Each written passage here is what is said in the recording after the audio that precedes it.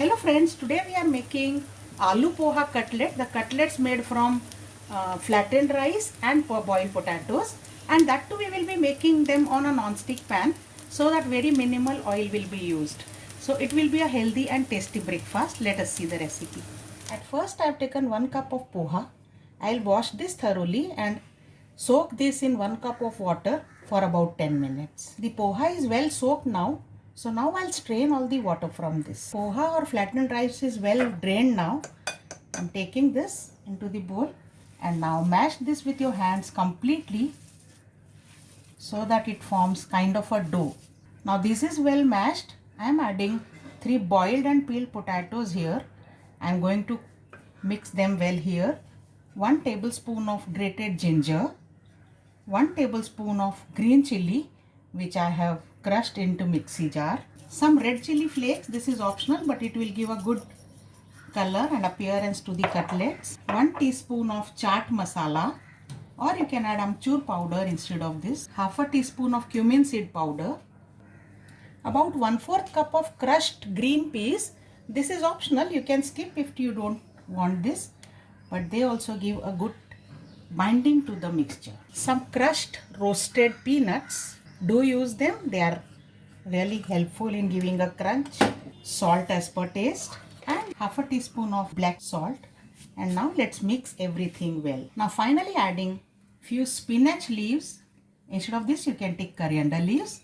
I have taken 5 to 6 leaves of spinach and finely chopped, and 1 small onion finely chopped. Let's mix all these well, adjust the seasoning. All the ingredients are well mixed, and now I am adding few breadcrumbs to adjust the consistency of this dough because it should be firm dough so that the cutlets hold their shape well. So I have some breadcrumb. I have just now made them by grinding some bread into the mixie jar. Let's add as required. Right now I am adding crumb of about 1 bread because this is total 2 bread crumbs. The dough seems to be perfect now, quite firm to hold any shape. And now let us shape these into a tikki. So I have taken some ball from the dough. You can decide the shape and the size, whatever you require. Flatten the sides so that it doesn't break on the sides. And this is ready.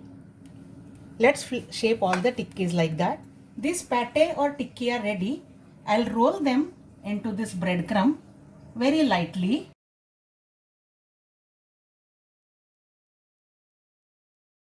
And now is the time to cook them. I have heated a non-stick pan and I am adding some oil to it. You can also use ghee or butter if you like. Let's add the tikkis one by one. I have taken oil on the side, place it in the oil and then move it to the center. Let's cook the pate or the tikki on low flame for about 10 minutes. They should be cooked now, so let us check. Yes, they have become brown, so let's flip over all of them. You can take help of another spatula. Now cook on the other side as well for 10 more minutes on very low flame. Drizzle some more oil on the sides of the cutlets or patty. Let's check. The cutlets are so well cooked on the other side. Let's flip all of them and now we will take them out. So first batch is done. Now the next batch. Add oil and place the cutlets. From the recipe I have shown you, I could make 13 to 14 cutlets. Our cutlets are ready now. You can hear the sound, it's so crispy because of poha. All of them have become so crispy, and that too just by shallow frying, not deep frying. So do try this recipe. Just a bit of ketchup or tomato sauce should be enough with this. And enjoy this recipe friends. I'll see you again. Bye bye.